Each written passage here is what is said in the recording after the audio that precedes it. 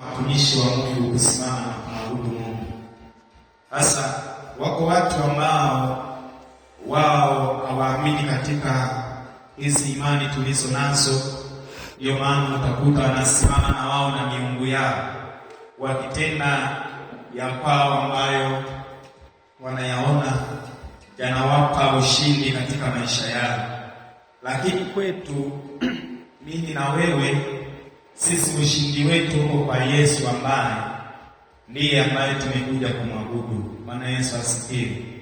Ninajua kabisa kila mmoja ambaye amekuja hapa amekuja kumwabudu Mungu. Kwa hiyo kama ambavyo nilivyosema awali kwamba baba yetu hayuko kwa siku ya leo, kwa hiyo naweza ikakupa shida kidogo kwa kuwa umezoea, lakini baba akiondoka watoto pia bado tuko, si ndio? Kwa hiyo kwa namna jinsi ambavyo Mungu anatupa kibali mchana wa leo, nataka tujifunze neno la Mungu. Bwana Yesu asifiwe sana. Katika maisha ya mwanadamu kuna vitu vingi ambavyo huwa vinafanya aweze kuonekana ni mtu ambaye anafaa na ni mtu ambaye anastahili kuishi. Lakini wako watu wengi ambao huwa hawajui ni kwamba ni vitu gani hivyo ambavyo vitaweza kuwasaidia waweze kuishi katika maisha ambao wanayakusudia. Wengi katika namna ya kuabudu huwa wanachagua njia ambayo ni njia sio sahihi. Ukienda makanisani leo utakuta watu wachache kama tu walioko hapa, lakini ukienda mtaani, ukienda sokoni utakuta watu wengi sana. Lakini ukiwauliza kwa nini, wanakwambia na wao wamechagua uhuru wao ambao ni uhuru wa kuabudu. Bwana Yesu asifiwe sana. Sisi tumechagua njia iliyo safi na iliyo salama, inayotufanya tuishi vizuri na tuendelee kupata matumaini katika maisha yetu. Tunazungumzia kuhusiana na imani ambayo ndiyo inatupa mategemeo au matokeo ya kesho yetu. Kila mmoja aliyeko hapa haijui kesho yake wala hajui kesho kutatokea nini, lakini tunaishi kwa sababu ya imani, na imani hiyo ndio inayotupa neema ama inayotupa msukumo kwamba na kesho itakuwepo. Tunapokuwa tumekaa tunaanza kutafakari, tunaona ina na kesho itakuwepo. Kinachokupa msukumo huo ni nini? Ni imani. Hasa katika imani wako watu wengi ambao wengine huamini wanadamu, wengine huamini dini zao, wengine huamini wanaamini viongozi wa ukoo wao, lakini sisi tumemwamini Yesu Kristo ambaye ni Mwokozi wa maisha yetu. Bwana Yesu asifiwe sana. Kwa hiyo ni jambo zuri. Mimi wanafurahi ninapokuwa ninaona sisi tunaendelea kukaa uweponi mwa Mungu, tukiendelea kumtafuta na tukiwa tumejaa imani thabiti kwa ajili ya kumshinda shetani anayeutesa ulimwengu usiku na mchana. Bwana Yesu asifiwe sana. Hebu mchapie Yesu makofi kwa. Amen. Siku ya leo tunataka tujifunze somo fupi sana ambalo ni somo zuri. Kwangu mimi ni zuri, maana nilipopata taarifa hizi ya kwamba leo nitasimama madhabahuni nikamwomba Mungu aniongoze ni somo gani ambalo linaweza likanitia moyo, lakini pia linaweza likanifanya niendelee kusonga mbele. Ndipo Bwana akasema nami nifundishe na wewe, tufundishane wote, lakini Mungu anene nasi kuhusiana na siri ya mafanikio katika maisha ya kiroho. Somo tunaloenda kujifunza ni siri ya mafanikio katika maisha ya kiroho. Tunajua kwamba katika maisha ya mwanadamu kila mtu anahitaji mafanikio, si ndio? Anahitaji mafanikio. Asilimia kubwa ya watu ambao wanaishi duniani wanahitaji mafanikio, na kila mmoja huwa anawaza na anasema kwamba mimi nahitaji nifanikiwe katika elimu, mimi nahitaji nifanikiwe katika ndoa, mimi nahitaji nifanikiwe katika uchumi, mimi nahitaji nifanikiwe kazini kwangu. Kila mmoja huhitaji mafanikio. Hii ni kawaida ama ni desturi ya mwanadamu, na ukitaka uamini hilo unaenda moja kwa moja Kaini ambaye alikuwa sio mwaminifu, lakini alikuwa anahitaji kufanikiwa. Biblia inamweleza ama inamtaja Kaini ambaye anashindana na Abeli ama Habili ambaye alikuwa amepata kibali mbele za Mungu. Mungu akawa ananena na Habili na anazikubali sadaka alizokuwa anahitaji ama anazitoa kwa ajili ya maisha yake. Sasa Kaini yeye alikuwa ni mtu ambaye sadaka zake kila akitoa alikuwa anatoa kwa unyongo na Mungu alikuwa azikubali. Lakini sasa Kaini naye alikuwa anahitaji mafanikio kama ya Abeli ama ya Habili ambaye alikuwa yeye ameshapata kibali. Au ni mfano ambao unatuonyesha wazi kwamba kila mmoja katika maisha yake anahitaji mafanikio. Haijalishi kwamba uko katika wakati gani, uko sehemu gani, lakini kila mmoja wetu anahitaji mafanikio. Wako watu ambao wamesimama kwenye maisha ya elimu, wanahitaji kufanikiwa katika elimu zao. Wengine wamesimama katika kulima, analima leo, mvua zikianza analima, anategemea mafanikio katika kilimo chake. Kwa hiyo kumbe kila mmoja katika eneo analosimama anahitaji mafanikio. Lakini swali la kujiuliza ni kwamba katika namna yote ya mafanikio tunayoyahitaji, tumeweka mikakati gani ya kuhakikisha tunapata mafanikio ya kiroho? Hilo ndio swali la msingi la kujiuliza, kwamba katika mafanikio tunayoyakusudia ama tunayoyatarajia kama wanadamu katika siku hizi ambazo tunaishi, je, tumeweka msingi gani ama tumeweka mikakati gani ambayo itatusaidia tufanikiwe kiroho? Kwa sababu mafanikio ya kimwili ndiyo kama hayo ambayo tunayoyakusudia sisi. Bwana Yesu asifiwe. Kwa hiyo tunasema kwamba ni muhimu sana kujua kwamba kila mmoja jambo hili linamhusu. Jambo hili, neno hili linamgusa kila mmoja. Hayupo ambaye haguswi na hiki kitu. Kila mmoja wetu, awe ni mtoto anahitaji mafanikio, awe ni kijana anahitaji mafanikio, awe ni mzee anahitaji mafanikio, pengine wazee wengine wanahitaji mafanikio ya kuishi miaka mingi zaidi, waone matunda ya watoto wao. Yani ni mahitaji ambayo walionayo. Lakini je, vipi kuhusu mafanikio ya kiroho? Tunasema kwamba mafanikio ya kiroho ni msingi wa mafanikio mengine yote. Mafanikio ya kiroho ni msingi wa mafanikio mengine yote. Kumbe mafanikio ya kiroho, tunaposema mafanikio ya kiroho, haya ni mafanikio ambayo yanafanyika kama msingi kwenye maisha yetu. Maisha tuliyo nayo leo, yani mimi ninayeishi leo, mafanikio yangu nategemea ama natakiwa niyajenge katika mafanikio ya kiroho. Bwana Yesu asifiwe sana. Hakuna mtu ambaye amefanikiwa vizuri kama mafanikio yake kama maisha yake ya kiroho hayajafanikiwa. Wengi unaowaona, wengine ni wachungaji wakubwa ambao wanahubiri Injili na Mungu anawatumia na wamefanikiwa katika huduma zao. Kilichowasaidia ni ule msingi ambao wameanza nao. Ni msingi gani? Ni mafanikio ya kiroho. Bwana Yesu asifiwe. Unajua, wakati wa neno la Mungu ndio usingizi wao unakuja. Wakati wa neno la Mungu ndio mawazo mabaya huwa yanakuja. Wakati wa neno la Mungu ndio mambo mabaya na kukumbuka vitu visivyofaa ndivyo ambao huwa vinakuja. Ila kipindi cha kwaya na sifa utayaona hayo mawazo. Bwana Yesu asifiwe sana. Leo naomba nisikilize vizuri, Mungu akusaidie unielewe, kwa sababu najua kabisa upinzani uliopo katika neno la Mungu. Kwa nini kuna upinzani? Neno la Mungu limesema, neno la Mungu ni nini? Ni taa. Maana yake kama ni taa, maana yake ndio mwongozo ambao unatuongoza. Shetani siku zote hahitaji kabisa kuona kwamba watu wanapata neno la Mungu. Ndio maana wanaleta mawazo mabaya, ndio maana wanaleta hali isiyo ya kawaida. Unashangaa, unachoka, Nashangaa uelewe kitu gani kinaendelea, lakini ni kwa sababu shetani anahitaji akupoteze usipate chochote. Bwana Yesu asifiwe. Kwa hiyo tunaposema mafanikio ya kiroho, hiki ni nini? Mafanikio ya kiroho ni nini? Hivi kwa nini yanaitwa mafanikio ya kiroho?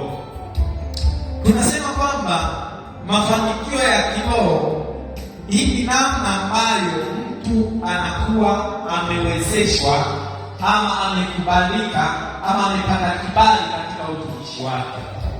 Unakuwa ni mtu ambaye umejaa nguvu ambayo tayari imekupa namna ya wewe kufika unakoenda.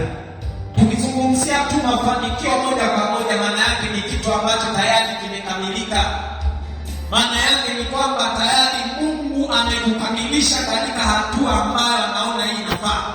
Kumbe mafanikio ya kiroho yanategemeana na namna ya wewe katika utumishi wako, yanategemeana na wewe katika wito wako. Wito gani ambao Mungu amekuitia? Bwana Yesu asifiwe. Kama umeitwa, kwa mfano umeitwa katika uimbaji, maana yake tukikuona umefanikiwa, yaani tukikuona umewezeshwa katika kuimba kwako, watu unapoimba, watu wanapata kibali, watu wanainuliwa, watu wanapona, watu wanafanikiwa, maana yake tayari wewe umefanikiwa katika hiyo huduma. Na kama umefanikiwa kwenye huduma hiyo, kumbe maisha yako ya kiroho yamefanikiwa pia. Bwana Yesu asifiwe. Maisha ya kiroho ni tofauti na maisha ya kawaida.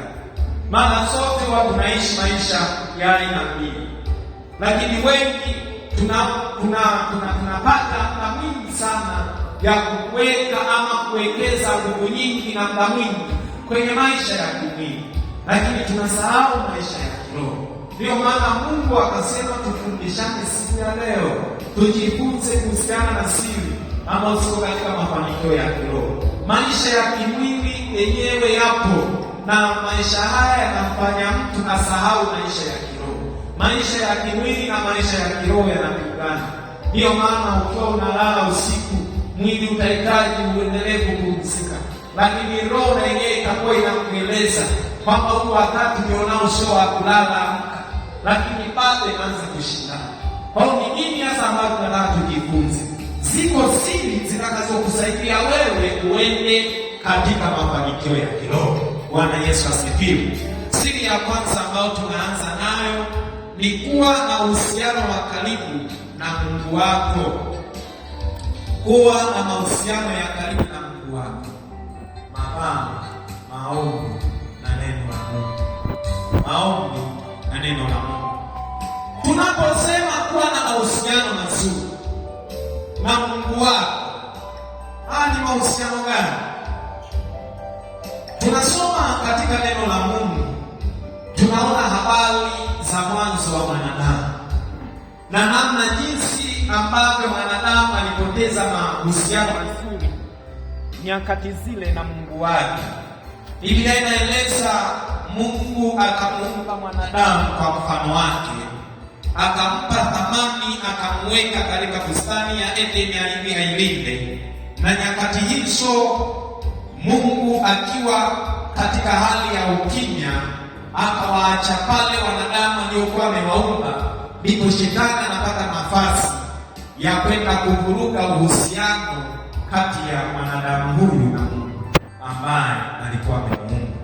Maana yake kumbe mahusiano yalianza kuchafuliwa tangu enzi za Adamu ambapo walikuwa wameumbwa. Hasa sisi ambao tumetokana na huyo Adamu, tuna mahusiano gani na Mungu wetu ambaye ndiye anayetupa nguvu, ndiye anayetupa namna ya kufanikiwa katika maisha yetu ya kiroho? Hili ndilo swali ambalo ni la kujiuliza kwenye maisha yetu, na hii ni siri kubwa ambayo itatusaidia kuweza kusogea kwenda kwenye mafanikio ya kiroho. Kuwa na mahusiano mazuri ama kuwa na uhusiano wa karibu na Mungu wako. Mungu wetu yuko kila mahali, na wengi wanajidanganya kwamba mimi kwa sababu Mungu yuko kila mahali naweza tu nikatenda dhambi, naweza nikapumzika kusali, nitakuja niendelee. hivyo. Lakini mtu anashindwa kujua kwamba Mungu wetu naye ni Mungu ambaye anahitaji namna jinsi ambavyo mwanadamu atakuwa naye karibu muda wote. Sasa ni kitu gani ambacho kinakuweka karibu na huyo Mungu wako? Ni maombi na neno la Mungu.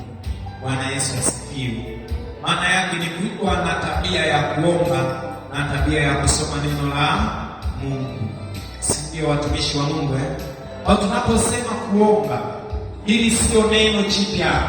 Kuomba hata leo tumeomba, mchana wa leo tumeomba, asubuhi tumeomba, usiku jana tuliomba, kila wakati tunaomba. Si ndio?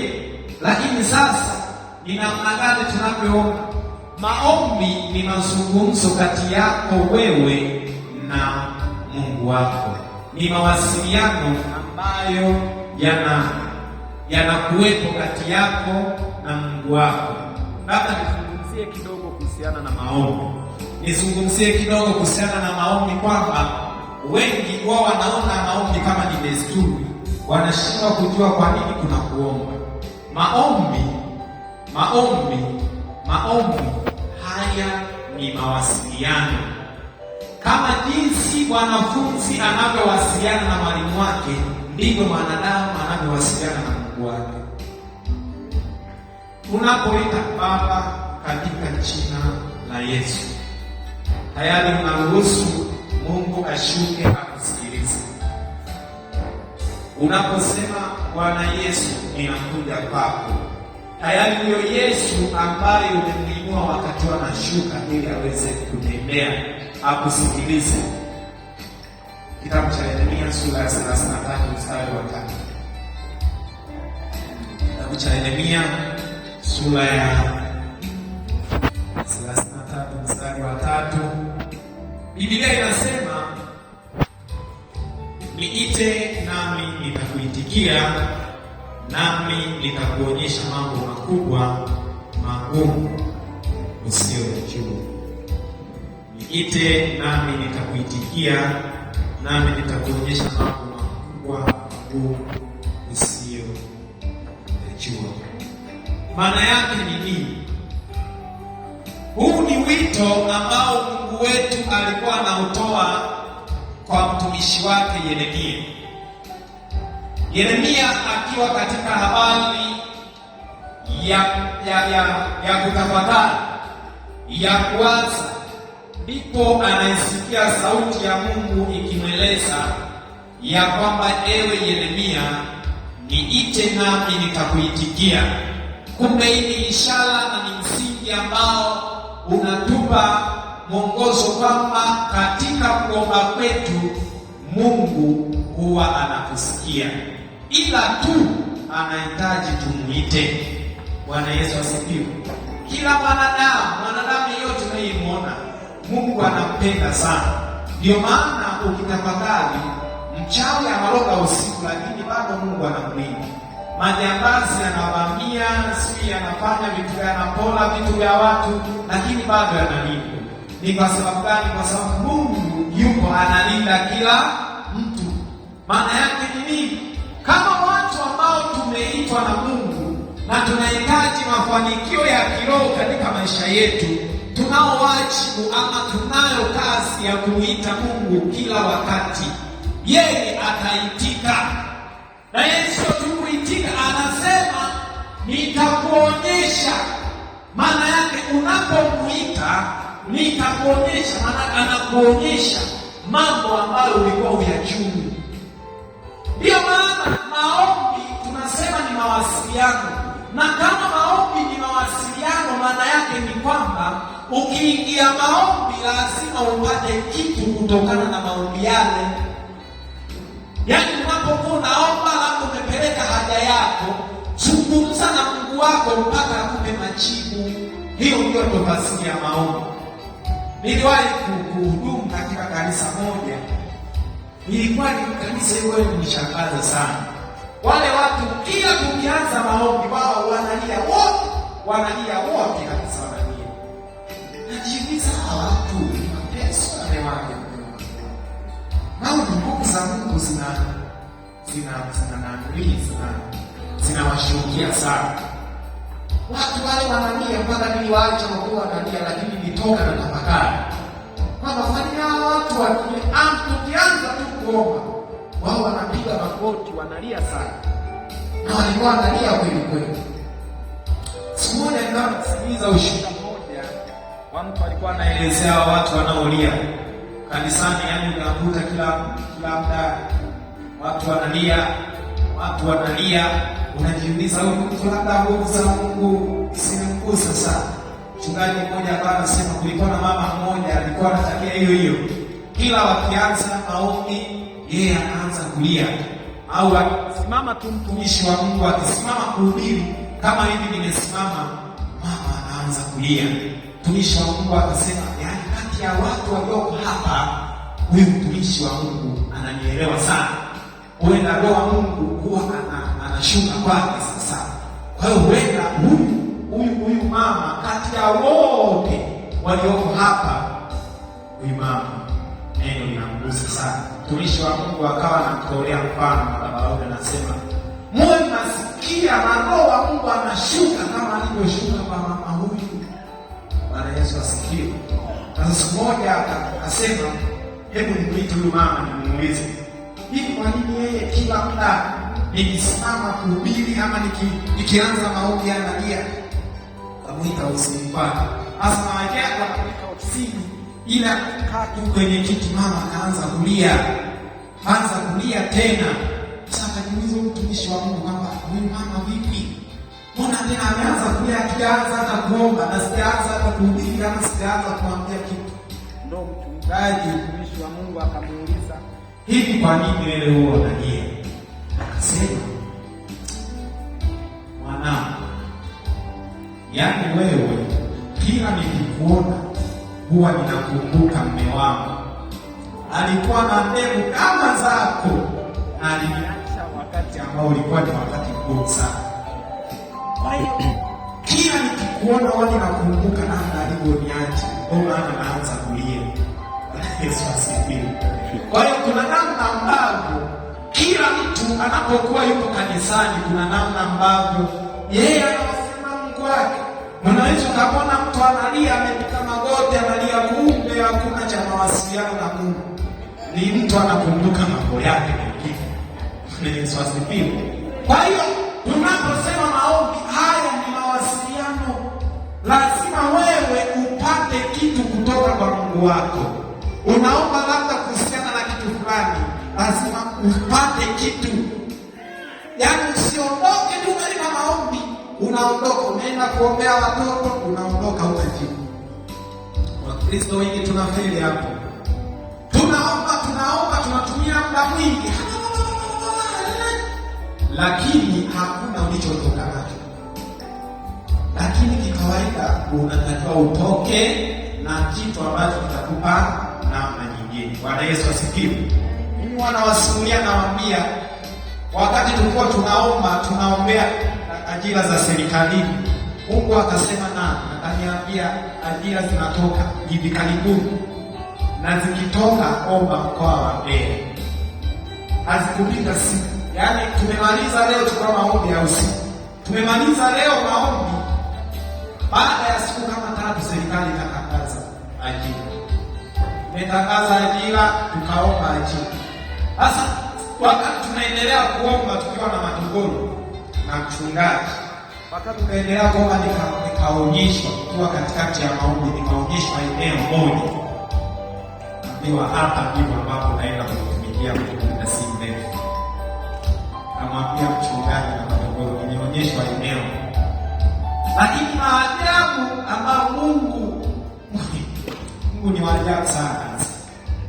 Yaani wakati ajira zimetoka, yaani ile interview ya kwanza tumeenda interview ya kwanza ilikuwa na upinzani.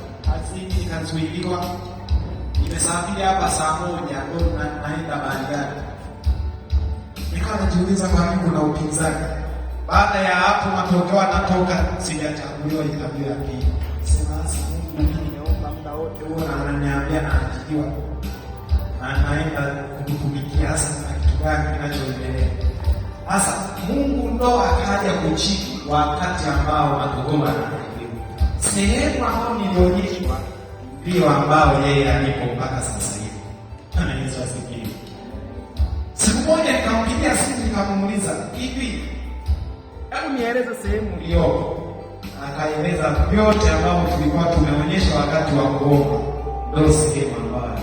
Kwa Mungu wakati mwingine anaweza kukujibu, lakini usipoelewa kila alichokujibu, unaweza ukaumia na ukataka umwache yeye. Lakini yeye huwa ana namna jinsi ambavyo anakufanya ama anakuweka kwa ajili ya kuendelea kumtumainia yeye. Bwana Yesu asifiwe sana. Kwa ni muhimu unapokuwa katika kuomba, lazima utoke na ujumbe. Ilibidi niingie tena kwenye maombi nimlilie Mungu. Sasa Mungu ombi, kazi zenyewe tunasumbuka, kazi tunapelekewa Mungu kweli kweli. Ndipo Mungu akawa amenifundisha kwamba wakati wa Mungu ndio wakati sahihi. Si kwamba hajanisikia, si kwamba atatenda, lakini sio leo. Bwana Yesu asifiwe. Kuna namna unaweza ukaingia maombi na ukajibiwa na ukadhani baada ya majibu kutoka unaona kama inachelewa. Yaani unaona kama huyu Mungu ni muongo. Mbona ameniambia hivi na inaenda hivi? Kuna kitu gani? Kumbe kuna namna ambavyo Mungu anafanya kitu ambacho anakiandaa ni kikubwa kuliko hiki ambacho umekipata huko. Bwana Yesu asifiwe sana. Kitabu cha Wafilipi sura ya 4. Kwa kitabu cha Wafilipi na haraka na wetu umeenda pia. Sura ya 4 mstari wa 6 hadi mstari wa 7. Biblia inasema, msisumbuke kwa neno lolote, bali katika kila neno kwa kuomba na kusali pamoja na shukrani haja zenu. Hapa ndio msingi wangu ama hoja yangu ilipo. Haja zenu zijulikane na Mungu, na amani ya Mungu ipitayo akili zote itawahifadhi mioyo yenu na nia zenu katika Kristo Yesu. Bwana Yesu asifiwe. Tunasema maombi huleta amani na kutuondolea hofu. Maombi yanatuletea msingi wa kuwa na imani thabiti. Tunapokuwa tunamuomba Mungu tunapata furaha. Wewe ukiingia maombi ukatoka una amani, rudi tena ukaombe. Kama ulikuwa una shida inakusumbua, ukaingia maombi bado moyo wako ukatoka na mashaka, bado rudi tena. Biblia inasema msisumbuke kwa neno lolote, bali kwa kuomba na kusali. Kumbe maombi ndio ambayo yanatuimarisha. Maombi ndio ambayo ni chakula cha kiroho, ndio ambayo yanafanya roho zetu zifanikiwe, ndio ambayo yanafanya maisha yetu ya kiroho yainuliwe. Hakuna kitu kingine. Ni kama namna jinsi ambavyo tunapika ugali kwa ajili ya tumbo. Naandaa ugali wako vizuri kabisa, unaupika vizuri kabisa, unakula. Kwa nini unakula? Unahitaji upate nguvu za kwenda kuyoa kununua dagaa. Ndivyo ambavyo hata maisha ya kiroho unahitaji maombi ili upate nguvu ya kusimama tena siku zingine. Maisha ya wokovu kwa mtu ambaye amemwamini Mungu ni maisha ambayo yanapita kila wakati. Ni maisha ambayo hakuna kupumzika. Maana yake ni kwamba hautaweza kupata mafanikio ya kiroho kama wewe hauna tabia ya maombi. Bwana Yesu asifiwe sana. Kwa hiyo ni muhimu kusimama katika maombi. Biblia inasema haja yangu ijulikane na nani? Na Mungu. Haja yako wewe ijulikane na Mungu. Sasa hapa ndipo kuna shida. Hapa ndipo kuna nini? Kuna shida. Watu wengi sana wanatamani haja zao zijulikane na wanadamu kuliko kujulikana na Mungu. Wengi sana. Na mimi nilikuwa mmoja wa watu. Unakuta una changamoto, badala ya kumweleza Mungu moja kwa moja unaanza kumwelezea mwanadamu. Yaani tegemeo lako unaweka kwa mwanadamu. labda umeugua muda mrefu, hauoni njia ya kupitia, unaona sasa huu muda ni wa kuchangisha, wanandugu wanichangieni nikatibiwe.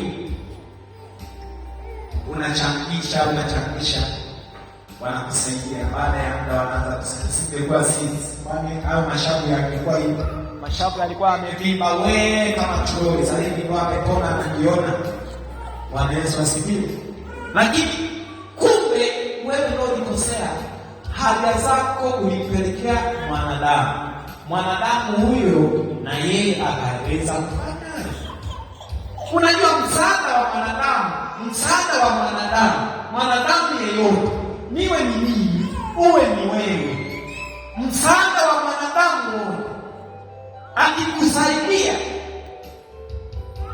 ule msaada, kama sio mtu wa Mungu ambaye neno la Mungu liko ndani yake, tegemea majuto, tegemea huduma, tegemea dhihaka. Upo kwenye wakati mgumu, labda madeni yanakusumbua, unamwomba mtu anakusaidia pesa, lakini kitakachofuata baada ya hapo, tegemea kujuta, mpaka unajuta, laiti nimejua nisije. Yaani kumbe huyu ndo mbaya, kwani kwa sababu ndiyo kanuni ama ni ndo, yani our nature. Mwanadamu awaye yote lazima anapokusaidia, lazima kuna ile kujiinua kama huyo mtu ana Mungu. Lakini Biblia katika Wafilipi inaeleza kwamba haja zetu zijulikane na nani? Na Mungu. Kumbe sio wanadamu. Kwa hiyo haja yako ya moyo, haja yako iliyo katika moyo wako ijulikane na mimi, watumishi wa Mungu, na Mungu wako. Kwa hiyo kaa katika maombi na kumtafuta Mungu siku zote. Bwana Yesu asifiwe sana. Lakini pia shika neno la Mungu. Tumesema maombi na neno la Mungu, hivi ndivyo vinavyofanya uhusiano wako na Mungu. Yaani unakuwa na uhusiano wa karibu na nani? Na Mungu wako. Neno la Mungu ni taa. Katika kitabu cha Zaburi sura ya 119 mstari wa 105, Biblia inaeleza vizuri. Inasema kwamba ni nini? Ni taa. Hasa taa maana yake ni kwamba inamulika wapi? Gizani. Hivi taa tunaweza kuitumia taa wakati wa mchana. Kama hapa kwa mfano mtu akawasha simu yake, taa ya simu yake, itatusaidia kitu? Wale wa mama zile koroboi zile, tukiwasha sasa hivi itatusaidia kitu? Haitusaidii, sivyo? Lakini usiku kukiwa na giza, tukiwasha zinatusaidia.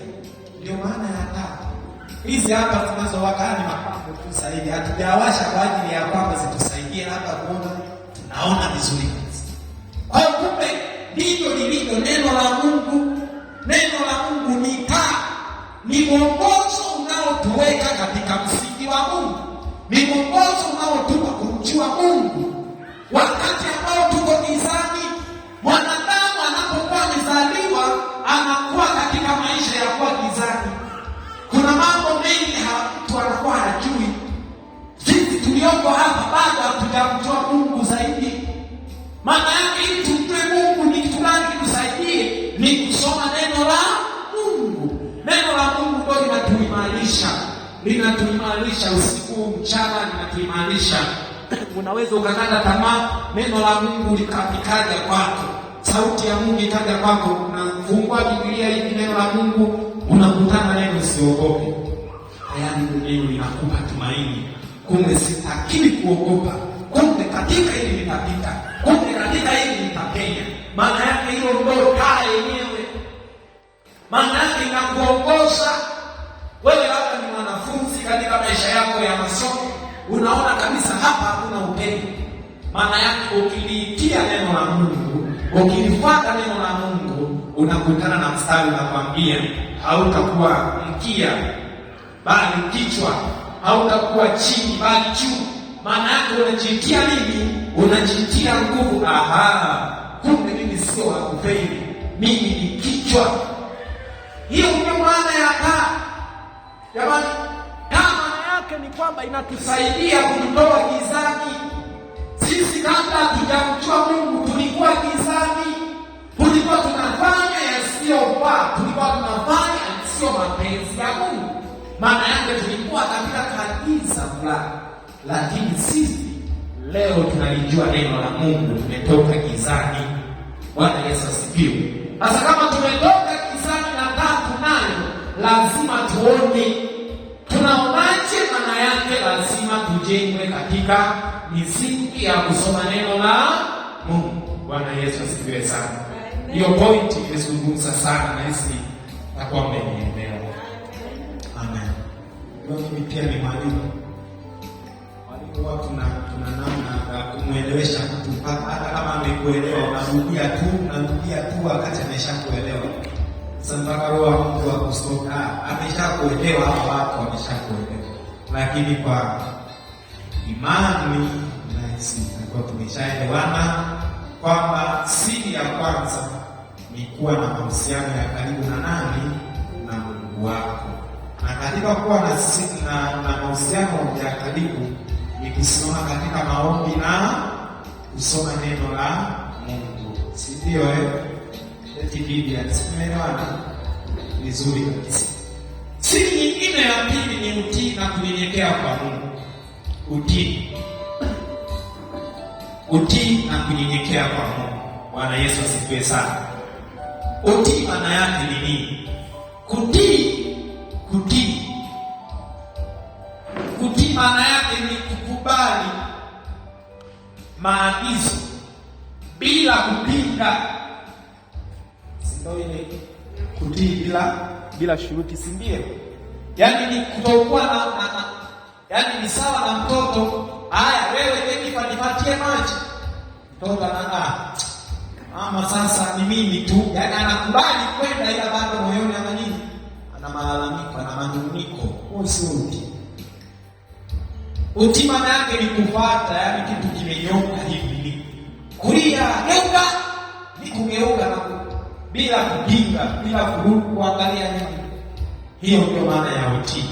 Maana yake kutii kunaendana sawasawa na kunyenyekea.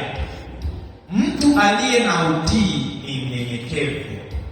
Ndio maana Biblia ikatumia mfano kwa kuwaomba wanawake kuwa watiini waume zenu. Maana yake utii unaendana na unyenyekevu.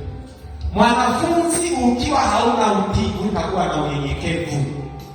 Mtumishi wa Mungu usipokuwa na utii utakuwa na unyenyekevu. Sisi leo tukikosa utii hapa, tutamjibu baba yetu vyovyote tutakavyotaka, kwa kuwa hatuna nini? Unyenyekevu. Na utii hauko ndani yetu. Lakini tukiwa tuna utii, hata kama jambo gumu Mungu akisema naye tutatii, na kwa kuwa tuna utii tutanyenyekea. Sina nguvu, nifanye tu, sina nguvu. Ndicho ambacho Mungu huwa anakifanya. Jamani, Mungu ni wa ajabu. Unaweza ukamuomba kabisa, na ukimwomba akakupa kabisa, na ukaona mwanga katika hii hapa, yaani unaona unapita. Lakini sasa katika namna ya kupita unaona kuna vikwazo, unakwama. Unaanza kujiuliza ninashtai wapi wakati nimetii. Lakini kumbe kuna namna bado Mungu anataka uendelee kumpiza hivi. Kuna wakati ambao Mungu anakupitisha wakati wa shida, wakati wa mateso, wakati ambao wewe mwenyewe anahitaji ukitie. Huyu mtu atanitii katika wakati. Kama ukiweza kutii Mungu wakati wa shida, wewe uko katika level ya juu sana katika utii. Wengi wao hawawezi kubali. Wengi wao hasa katika utumishi. Kuna watu wengine wao wapo mtaani wanakuambia bora wachungaji. Unajua wachungaji wanakula bata sana.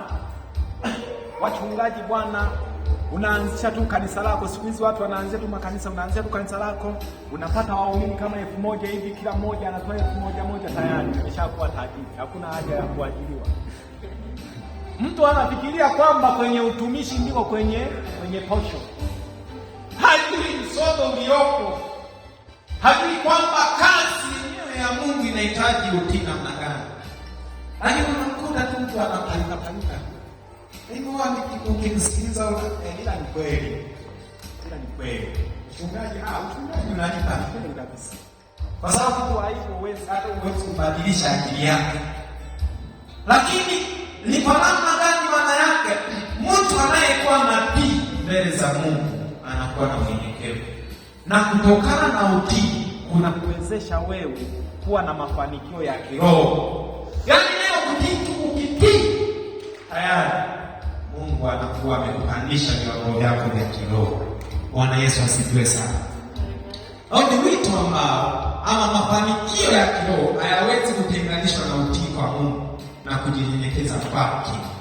Mungu huwapa neema walio wanyenyekevu, si ndio? Yaani mtu ambaye ni mnyenyekevu ndiye ambaye anapewa neema. Kama wewe sio, yaani ni mtu ambaye hauna moyo wako hauna chumba na sebule, hauwezi kuwa na utii. Hauwezi hata dakika moja huwezi kuwa na nini? Na utii. Kumbe ukiwa mtumishi wa Mungu, moyo lazima upanuke na chumba na sebule. Si naeleweka nisema hivyo? Maana yake kuna wakati kuna kitu kikuu kinaweza kikafika ukasema hapa hamna.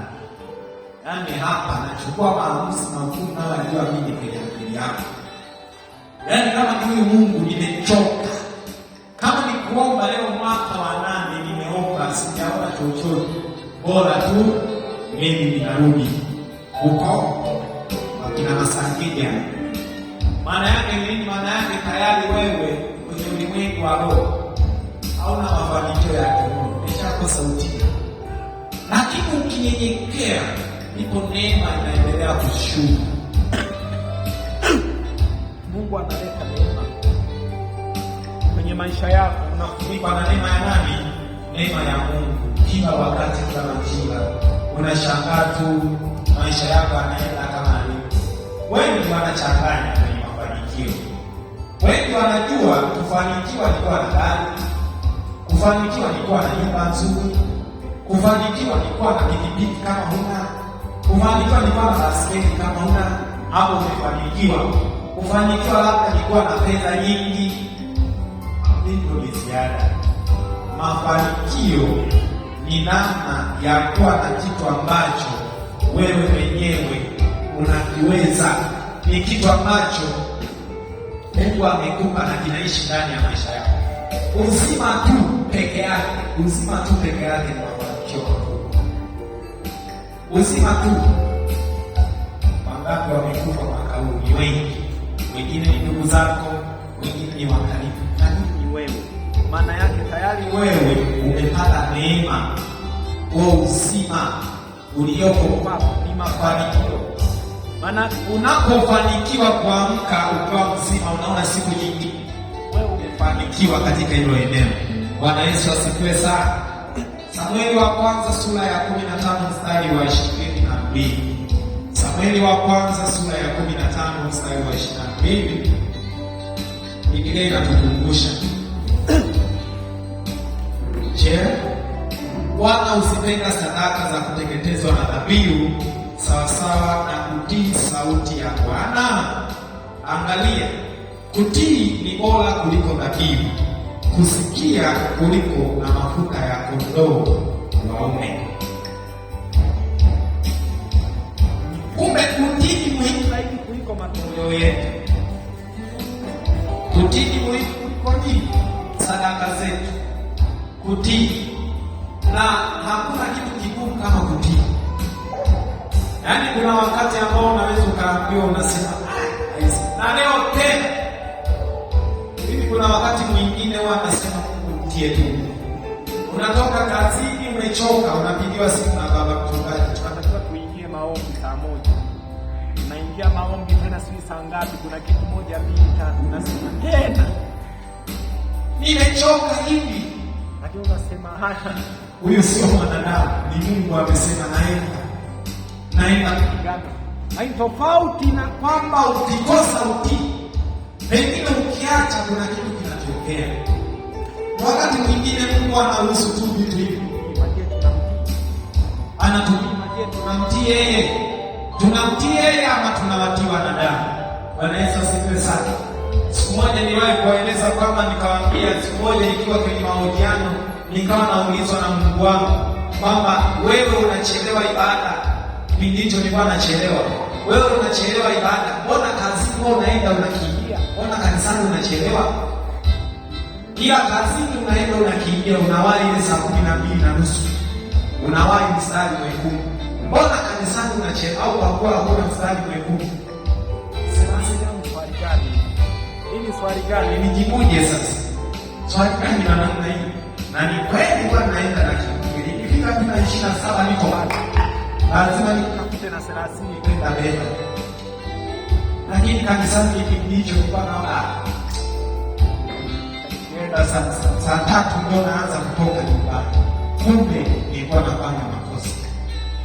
Kumbe utii ni muhimu kuliko kitu chochote. Bwana Yesu asifiwe. Ndio maana inasema Biblia inasema pale kitabu cha Kumbukumbu la Torati kwamba ikiwa mkitii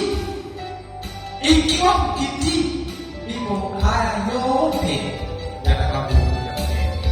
Maana yake ni nini? Maana yake tunapata fedha kutokana na kumtii Mungu. Tunanunua gari kutokana na kumtii Mungu. Tunapata kazi kutokana na kumtii Mungu. Bwana Yesu asifiwe sana. Siku moja nikiwa katika kuomba, namuuliza Mungu na mhoji nikiwa na hasira. Mungu nimepita kwenye wakati mgumu sana. Wakati huo ambao wakati wa ajira za serikali. Nikaingia kwa hasira. Hivi Mungu sasa wewe unaniahidi alafu sehemu hiyo niahidi anaenda mwingine. Hii inakuaje? Kumbe nilichoelezwa ni kitu ambacho ilibaki kusema mapenzi yako yatimizwe. Bwana Yesu asifiwe sana.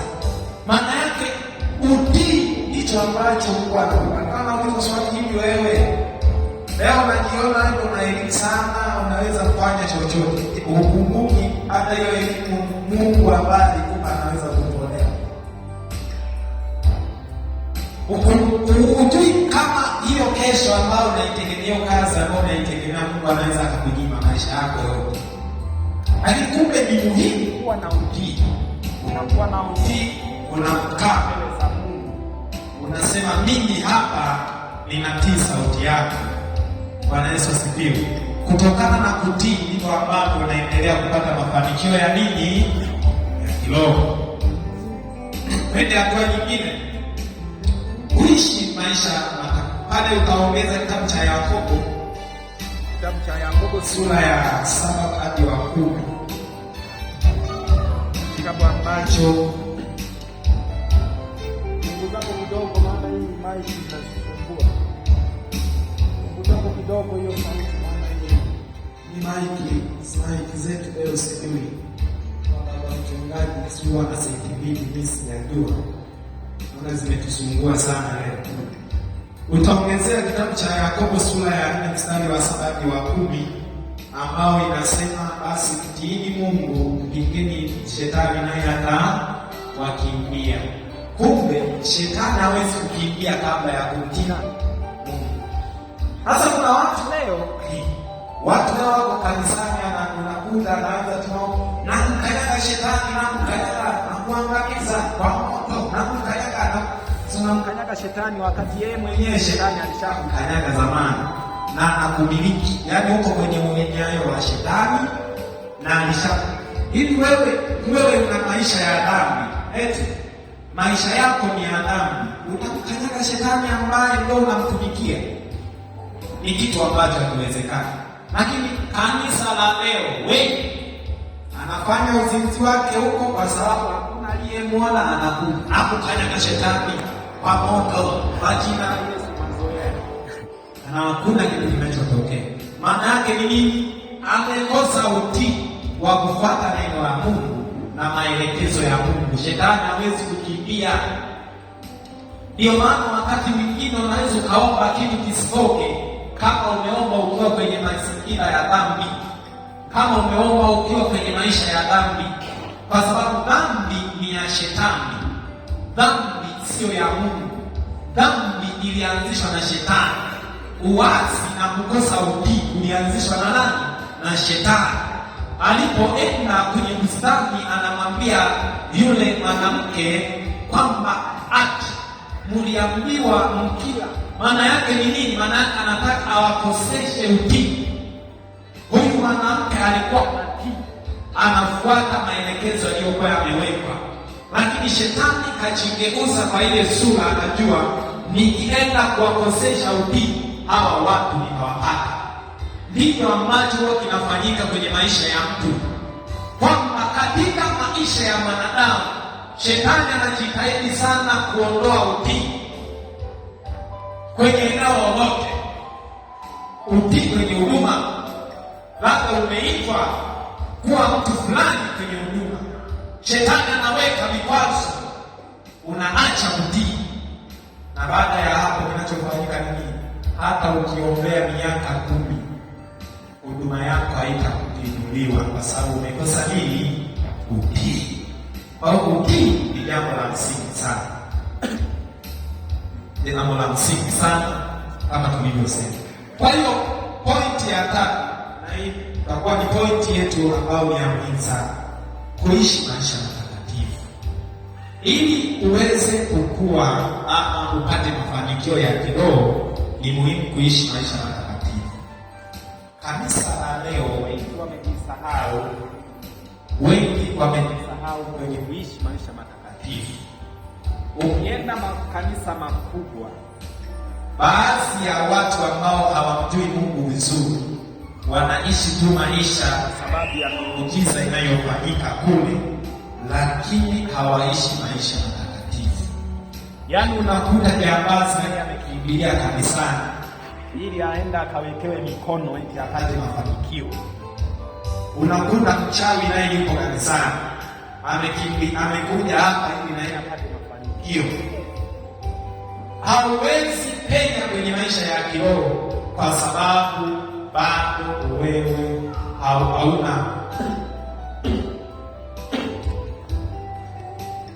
hauna ile maisha matakatifu. Maisha matakatifu haya yanakuimanisha ama yanakuandaa wewe kwenda kwenye mafanikio yako ya kiroho. Maisha matakatifu ni sawa na wewe unapokuwa unafua nguo zako. Jamani, ukiwa na nguo ambayo imefuliwa ikawa iko vizuri, ukiwa unapita utakuwa unapendeza. Lakini ukivaa nguo ambayo imepakwa oili, tena oili ile nyeusi, unapita mbele za watu, utakuwa inanuka na watu watakuwa wana sifa nguo zao, kwamba huyu mtu apite haraka atoke. Maana yake ni nini? Ndivyo ilivyo Mungu wetu tunapoenda kwake kumuita. Tukiwa ni wachafu, watu ambao hatuna maisha matakatifu, yeye anatugeuzia mgongo. Hawa watu wamalize kupiga kelele, waondoke. Bwana Yesu asifiwe. Ndio maana Biblia inasema kwamba maombi ya mwenye dhambi ni kelele mbele za nani? Maana yake ni kwamba umeenda kuomba ukiwa ni mchafu. Jamani, hivi ni nani mtu ambaye huwa siipendi ila basi? Ni nani mtu ambaye yeye anapenda kukaa mazingira ya uchafu? Si alipata mmoja, si ndio? Ukikaa na bata nyumbani kwako, unabata bata anafanya mambo yake, unagombana tena wao. Haya mabata na yenyewe bwana, kwa nini unachukia? Maana yake upendi kukaa mazingira machafu. Ndivyo ambavyo na Mungu wetu ambavyo hapendi kukaa na watu wachafu. Bwana Yesu asifiwe. Lakini leo watu wanaona ni kawaida kwamba Mungu atanisamehe tu, kwanza Mungu mwingi wa rehema atanisamehe tu. Mtu anashindwa kukaa katika maisha ya utakatifu. Maana ukishindwa kukaa maisha ya utakatifu, usitegemee matokeo ama mafanikio katika maisha yako ya nini? Ya kiroho. Usisahau tunajifunza kuhusiana na maisha ya kiroho, mafanikio, na hii ni siri ya kukaa katika maisha matakatifu. Unaona kabisa, mbona mimi najitahidi sana kuomba, mbona ile spirit ya maombi kama inatoweka? Kuna kitu gani? Uwezi kuomba wakati magoti hivi unaingia maombi, shetani anakuja pale pale. Unadai unamfanyia unafiki Mungu. Wewe si umemaliza kuiba juzi tu, si uliiba wewe au sio wewe? Tayari unakuwa na mashaka moyoni mwako. Ila kweli unaanza kuomba rehema, unaishia hiyo rehema yenyewe ni kulia tu, lakini sio kwa kumaanisha. Unatoka hapo jioni tena uizi kama kawaida, kuku za watu wazitulii majumbani. Alafu unarudi Jumapili hivyo hivyo. Nilipitiwa na shetani. Na mimi wanajiuliza huyu shetani anayepitia watu, kwa nini hawamkamati? Kwa sababu sisi tunamkamata shetani, wale sisi tunamkamata shetani ndio anayepitia watu. Huyu shetani anayetesa watu, tumuangamize. Lakini wengine nilipitiwa na shetani, shetani alinipitia. Kwa hiyo ulimuona shetani anakuja, ukamruhusu akupitie, mkakubaliana twende, akakupeleka huko ambako ulikuwa unajua kabisa huyu ni shetani. Si ndio? Bwana Yesu asifiwe. Au kumbe maisha yako yanatakiwa yawe ni maisha matakatifu. Kila unachokifanya kiwe katika utakatifu. Ni vigumu kuishi maisha matakatifu unapokuwa hapa, lakini ni vyepesi kuishi maisha matakatifu unapokuwa na hofu ya Mungu. Bwana Yesu asifiwe. Ni vigumu mno, kwa sababu kila kitu unachokifanya utaambiwa ni dhambi. Umeona nyumba nzuri ukasema hii nyumba huu mwaka uishi sijapata hiyo nyumba. Usitamani nyumba ya jirani yako. Dhambi. Bwana Yesu asifiwe. Unatembea mara ghafla wazo linakujia. Michango kanisani imekuwa mingi. Sasa michango hii yani mchungaji, manunguniko yanaanza. Dhambi. Kwa hiyo usipokuwa na Roho Mtakatifu yawezi maisha matakatifu. Utasikia tu redioni kwa watumishi wa Mungu, utasikia tu maisha matakatifu. Na wewe utakuwa unajidanganya na maisha matakatifu, kumbe ni Roho wa Mungu. Ni mpaka Roho asimame na wewe na akutie nguvu. Bwana Yesu asifiwe. Maana yake ukiwa na Roho Mtakatifu, Biblia inamtambulisha kwetu Roho Mtakatifu kama mwalimu, kama kiongozi anayetuongoza. Ukikosea yeye anakuvuta. Kadri. Acha. Hiyo ni dhambi, huwezi kufanya. Bwana Yesu asifiwe. Biblia inatupa kitabu cha Mwanzo sura ya 40. Inaelezea nyakati zile Yusufu anataka kunaswa kwenye mtego wa kutembea na mke wa Potifa. Roho wa Mungu aliyekuwa ndani yake akamwambia, wewe kuna dhambi iko miguuni pako inakujia. Ndicho kinachofanyika. Vijana mnisikilize vizuri hapa ili nilenye. Vijana wengi maisha ya utakatifu hayapo. Kwa sababu Roho Mtakatifu na Mungu haipo. Anavyoamka ndivyo anavyoshinda. Hakuna alichojifunza. Na hakuna kitu chochote ambacho amebenefit kwa ajili ya maisha yake ya kiroho. Bwana Yesu asifiwe. Vijana tuko nyuma sana kiroho. Na tuna safari ndefu, yani hatujamjua Mungu kwa namna jinsi anavyotaka tumjue. Sasa ili tuende katika mafanikio ya kiroho, ni muhimu kuishi maisha matakatifu. Lakini maisha matakatifu kwa kijana ni mpaka uwe una hofu ya Mungu. Kwa sababu dakika mbili utakutana na kundi. Unaangalia shuleni, unaona kabisa wenzako kila siku wao ni kunywa chai, wewe hakuna chai. Tena kila siku saa ngapi yale mapumziko nafika chai. Mwisho wa siku unapata karafiki, wewe unajui tunaenda na wangapi sisi? Shalipiwa chai. Maisha ya wokovu yanatoka. Unang'ania chai kwa ajili ya tumbo, unamwacha Mungu ambaye ungeishi naye siku zote. Tunapotenda dhambi, Mungu hutuacha. afanye yasiyofaa, Mungu huondoka. Na Mungu huwa hawezi kuondoka kirahisi. Mungu ana upendo na ana huruma sana. Tunajifunza kutokana na Samsoni. Samsoni alikuwa amepewa nguvu za Mungu na alikuwa analindwa na Mungu, lakini kwa sababu ya tamaa za kidunia na namna ya ushawishi wa kibinadamu, Samsoni alipokamatika kwenye mikono ya Delila, Mungu aliondoka. Ndiyo maana ile inaeleza siri ya nguvu zake zilikuwa kwenye nini? Kwenye nywele. Baada tu ya nywele, Samsoni nywele zikaondoka, hakuna nguvu za Mungu tena. Wakamkamata wale Wafilisti, wakamkamata tu kama panzi aliyekuwa amekanyaga na gari, alishakufa. Wakaondoka naye.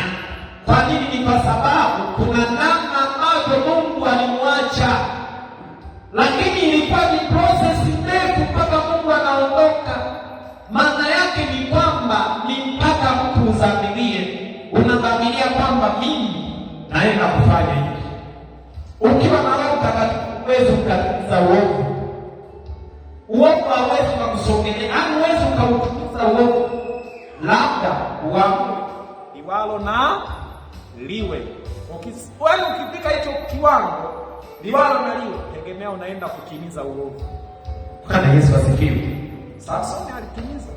Akasema huyu mwanamke amenisumbua sana. Kila siku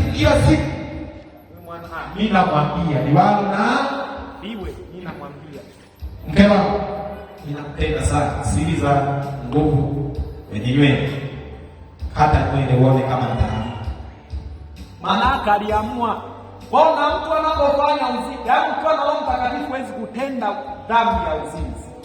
Kwa nini? Kwa sababu ukitaka kufanya hiyo dhambi ya uzinzi, Roho wa Mungu anashuka na kushuhudia, hiyo ni dhambi. Unaona hii hapa kuna moto. Lakini ukiamua liwalo na liwe, lazima utimize. Bwana Yesu asifiwe sana. Kwa ni muhimu kuishi maisha matakatifu. Nimezungumza kwa kina, nimeeleza kwa kina sana kwamba ni muhimu kuishi maisha matakatifu. Kama unahitaji mafanikio ya kiroho, ishi maisha matakatifu na Mungu atakusaidia sana. Tunasema mtakatifu ni hali ya kupendwa kwa ajili ya Mungu na kuishi kulingana na mapenzi yake. Huo ndio utakatifu. Na watu wanamcheka sana mchungaji wetu. Unasema hivi, huyu naye ni mwalimu, mbona kila siku yeye yuko kanisani? Hawajui kama yeye anachokitafuta ni utakatifu ambao wao hawana. Yaani mtu ambaye yeye yuko Bennett na Mungu, usitegemee mtu awe wa kawaida au alingane na wewe, kwa sababu atakuwa anajua siri nyingi za kiungu kuliko wewe. Ndio maana kuna level, kuna watu wanatofautiana namna ya kumjua Mungu. Kuna mwingine yupo kanisani anajua tu sala ya Baba yetu uliye mbinguni, ndio kumjua Mungu kunaishi hapa. Mwingine anajua kumjua Mungu ni kwa sababu alitendewa kipindi kile, ndio kunaishia hapa. Lakini kuna mambo mengine ambayo ni muhimu kuyajua. Bwana Yesu asifiwe sana. Kwa hiyo jitahidi sana mtumishi wa Mungu uishi maisha matakatifu. Kitabu cha Petro wa kwanza sura ya kwanza mstari wa 15 hadi mstari wa 16. Petro wa kwanza 1:15 hadi 16 inatuhimiza na kutuambia kwamba bali kama yeye aliyewaita alivyo mtakatifu, ninyi nanyi iweni watakatifu katika mwenendo wenu wote, kwa maana imeandikwa, mtakuwa watakatifu kwa kuwa mimi ni mtakatifu. Maana yake hili neno linatupa wito kwamba kama sisi tumeitwa na Mungu na Mungu ni mtakatifu, kumbe tuishi maisha ya matakatifu katika mienendo yetu yote. Yaani mimi nikiwa darasani nikiwa ninafundisha nikumbuke nini? Utakatifu. Na ndivyo tunafanya. Siwezi nikauacha utakatifu eti ya cheo nilicho nacho. Ndiyo maana utanikuta nipo kanisani na maabudu Mungu na mlilia Mungu.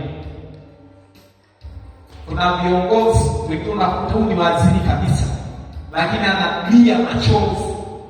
Bana analia machozi maana yake utakatifu, kitu ambacho kinachosumbua. Unakuta mtu ni mtu mkubwa, lakini analia mbele za Mungu kwa sababu yeye ni mdogo kwa Mungu. Mungu ni mkubwa. Lakini unakuta kuna viumbe wengine, yani hawa hakuna.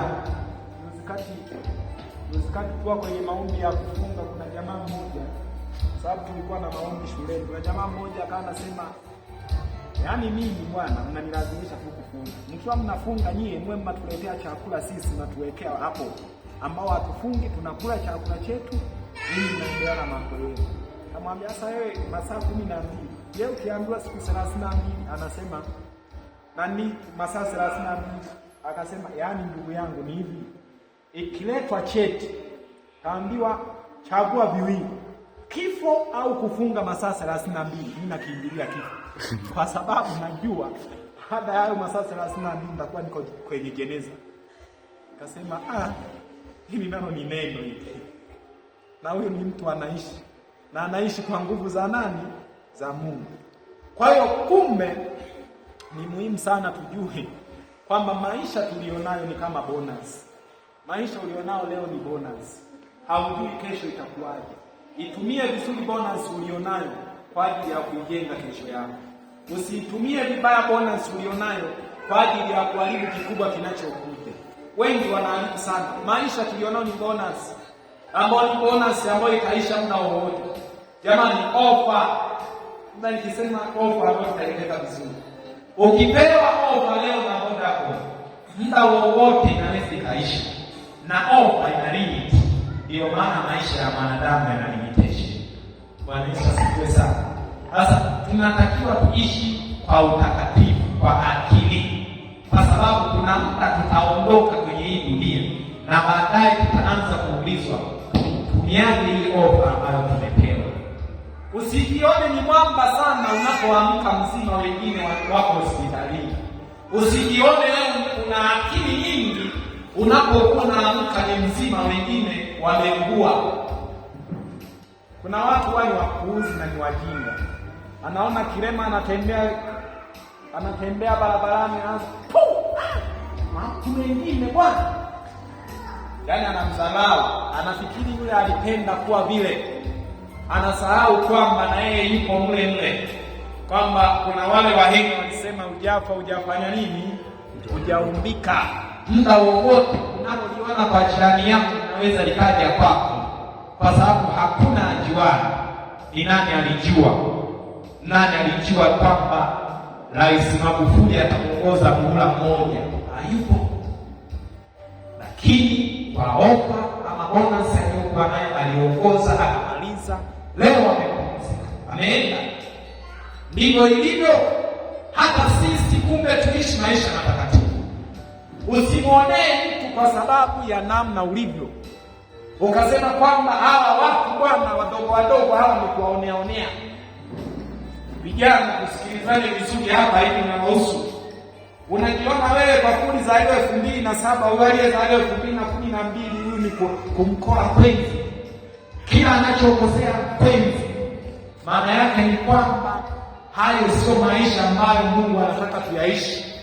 Anataka tuishi maisha ya utakatifu katika mienendo yetu yote. Ukipewa bonus kwenye sehemu yoyote, usiwaonee wenzio. Isifanyike sasa ndio fursa ya kuangamiza ama kuwafanya wasiishi na furaha. Leo kuna kiongozi kwa sababu alikuwa ameutafuta sana utawala, ameingia kwenye utawala, naona wengine kama makopo. Anasimama naanza kuwatesa. Kwa nini? Kwa sababu hajui kuishi maisha matakatifu. Lakini Petro wa kwanza tumeona mstari wa 15 katika ile sura ya kwanza kwamba tuishi maisha matakatifu katika mienendo yetu yote. Haijalishi tuko nyumbani, utakatifu. Haijalishi tuko sokoni, utakatifu. Haijalishi tuko ibadani, utakatifu. Bwana Yesu asifiwe. Hakuna kuwaza viporo kanisani, tuwaze nini? Utakatifu. Ndipo maisha yetu yatakapoweza kufanikiwa katika maisha ya kiroho. Kumalizie pointi ya mwisho ambayo tulionayo siku ya leo katika kuendea mafanikio kwenye maisha yetu ya kiroho.